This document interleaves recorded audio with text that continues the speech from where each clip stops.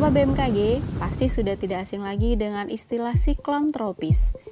Ya, siklon tropis adalah salah satu bentuk gangguan tropis yang umumnya terjadi antara bulan November hingga April setiap tahunnya di Samudra Hindia sebelah selatan wilayah Indonesia. Tercatat sejak tahun 2007 hingga April 2021, sudah ada 10 siklon tropis yang tumbuh di dalam wilayah tanggung jawab TCWC Jakarta. Siklon tropis berbentuk seperti pusaran angin, berukuran sangat besar yang melintas di perairan maupun di daratan seperti ini.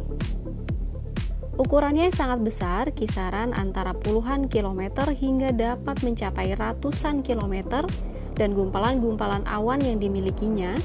Siklon tropis tentu menimbulkan dampak yang sangat besar pada tempat-tempat yang dilaluinya. Terdapat dua jenis dampak yang ditimbulkan oleh siklon tropis, yaitu dampak langsung dan dampak tidak langsung. Dampak langsung dari siklon tropis terjadi di wilayah yang dilintasi oleh siklon tropis itu sendiri. Teman-teman masih ingat siklon tropis Cempaka yang terbentuk di tahun 2017 dekat wilayah Yogyakarta? Atau siklon tropis Seroja yang baru-baru ini terjadi di wilayah Nusa Tenggara Timur? Nah, keduanya adalah contoh dari siklon tropis yang menyebabkan dampak langsung karena tumbuh cukup dekat dengan wilayah daratan Indonesia. Kondisi utama yang terjadi berupa angin yang sangat kencang hingga lebih dari 60 km per jam dan hujan yang sangat lebat, bahkan mencapai intensitas ekstrim, yang terjadi dalam durasi panjang hingga dapat menimbulkan kerusakan bangunan dan infrastruktur, serta bencana hidrometeorologi seperti banjir bandang, dan tanah longsor. Di lautan, dampak langsung dari siklon tropis adalah gelombang badai atau storm surge yang dapat mencapai ketinggian lebih dari 3 meter yang tentunya dapat membahayakan transportasi laut dan merusak wilayah pesisir pantai. Kemudian yang kedua adalah dampak tidak langsung.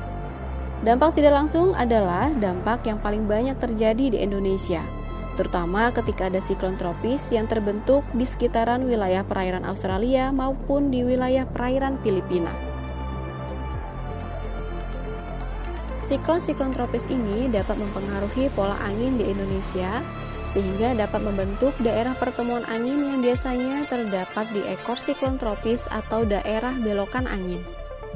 Kedua hal tadi dapat meningkatkan pertumbuhan awan-awan hujan, sehingga potensi bencana seperti banjir bandang dan tanah longsor juga akan meningkat.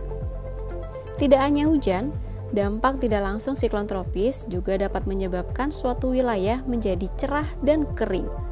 Ini diakibatkan oleh siklon tropis yang menyerap persediaan udara lembab yang terdapat dalam radius tertentu di sekitarnya, sehingga daerah-daerah siklon tropis ini kondisi cuacanya cenderung cerah dan kering. Contoh dari dampak tidak langsung macam ini kerap dialami di Kalimantan Utara dan Sulawesi Utara saat ada siklon tropis aktif di wilayah perairan Filipina. Nah, dampak langsung maupun tidak langsung siklon tropis tetap saja perlu diwaspadai. Untuk itu Sobat BMKG harus selalu siap siaga ketika BMKG mengeluarkan peringatan dini cuaca ekstrim terkait siklon tropis.